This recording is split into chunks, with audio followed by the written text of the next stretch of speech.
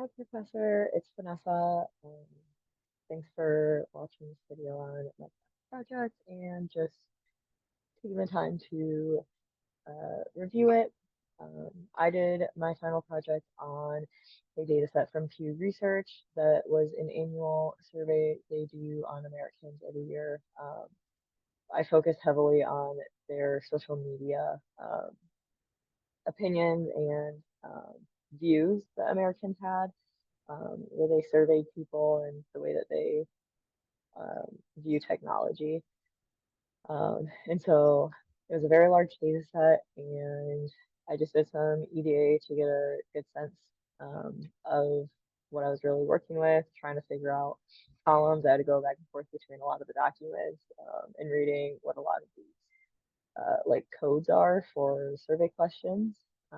And so as you can see, there was 501 observations, which is quite, in my opinion, quite a large data set to work with. And so the biggest issue that I found right off the bat was there was quite a few NAs that were occurring within the data. And so it would often be when people were answering a question and they said no if they didn't use social media or a question similar to that, the following questions they wouldn't have to answer and it wouldn't apply to them. So it was left blank, which makes sense when you're taking a survey, but is a little bit challenging when you're working with the data afterwards. And so there was quite a few of those. Um, and then there was also questions that were asked to a subgroup that was also quite a large amount. And so that was also dealing with political, so just a similar situation. And so when I first started this analysis, I started with a classification tree that was just a simple one. And I had some really terrible measures, which is honestly to be expected when running a model for the first time when it's predictive. But it was worse than I thought it should be. And so very quickly, I just switched to a random forest just because I know that there is more reliable results in class when we were running random forest models. And so there was an incredible improvement from the simple classification tree to the random forest model. It ended up being like 52% for the simple classification tree, and the accuracy for the random forest model ended up being around 70.9%, which is a pretty significant increase here. And so started with splitting into a training and test set and making sure I did random sampling. And so I, as you can see here, it was a 70.9% accuracy, which is still not preferable for predictive modeling, but again, a very large improvement to the simple classification tree. And so you can see um, down below here that the the model actually really struggled to um, pick up on the trust class. So it wanted to label everything as do not trust, which was saying people did not trust AI, which later on I found out it was mostly due because a lot of the data was a do not trust the AI, and people just leaned that way. And so because of that, the data was heavily imbalanced, and the model really struggled to pick up on what set trusting AI apart from not trusting AI, just because there were so many people who did trust AI. So you can see here the sensitivity and specificity rates, very imbalanced, very different. Um, very good at picking up do not trust, very terrible at picking up whether or not someone trusted it. And so you can see the area under the curve, just terrible measures all around.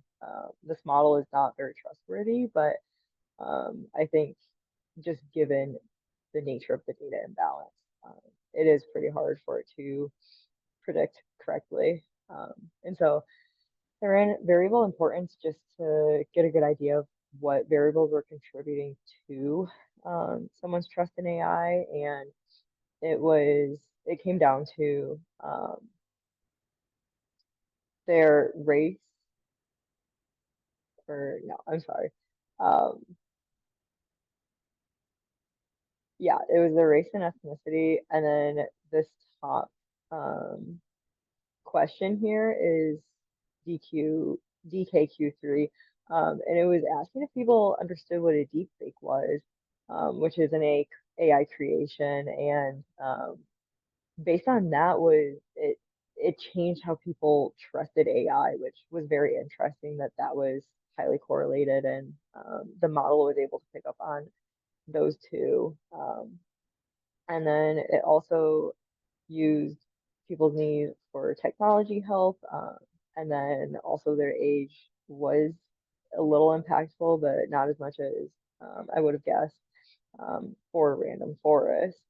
And so I wanted to test a logistic regression to see just kind of what the difference would be in the measures, and if maybe the logistic regression would pick up on some of the splits a little bit easier than the random forest. And when I did that, it actually was just okay. It wasn't anything that I was impressed with, but the accuracy did decrease. And so it actually went down all the way to a 52.6%, um, or 0.57, but zero point 0.6. Um, and so just again, terrible at predicting.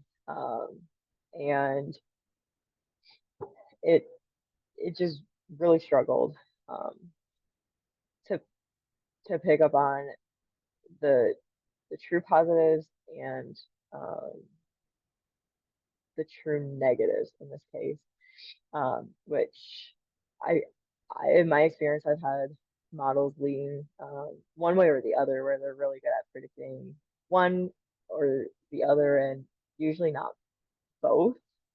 But in this case, both were actually terrible. Uh, this is the AUC. And so I wanted to run another predictive model for predicting whether or not someone was a social media user, just to see if logistic regression would like this data set. And um, there was a big increase in accuracy when the variable that was being predictive was changed. So it went up to 81%, which is more favorable and actually better than the random forest model predicting AI. And so, yeah, this is the area under curve, probably the best one that we've seen out of all the models we ran so far. And so it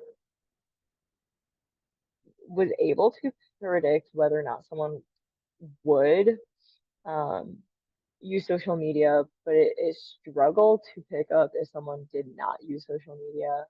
And so it was really just kind of guessing if it was going to be a no, and there wasn't any sort of pattern that it was following to make that prediction.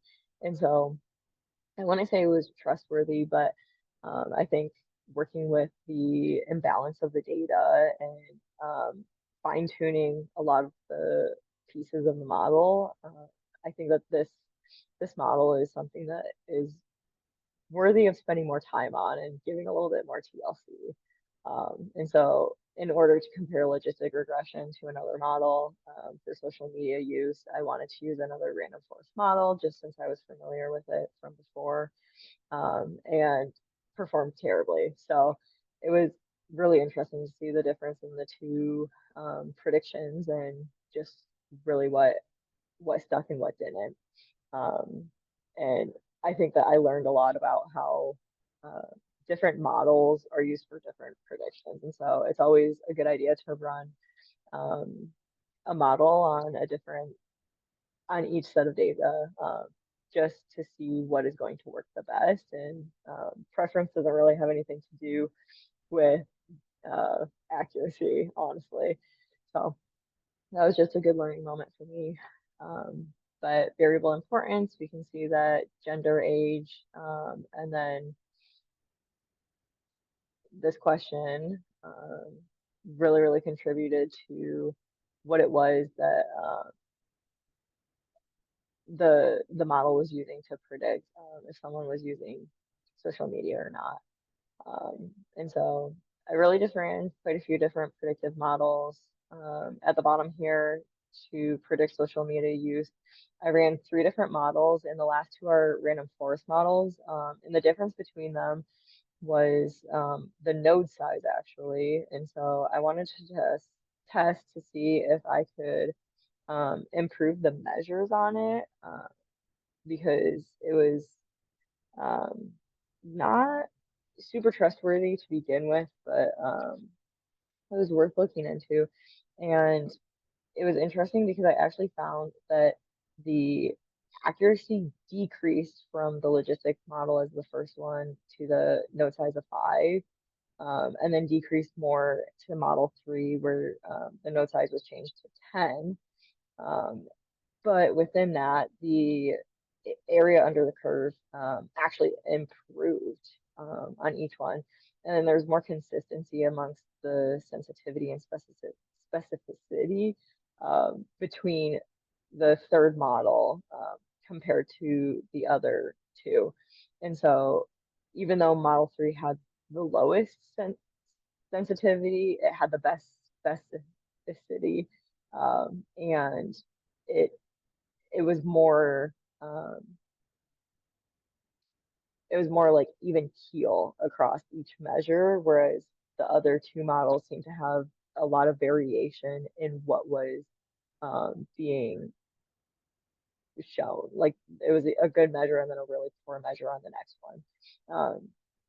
And so my suggestion would be for model 3 to be the best model.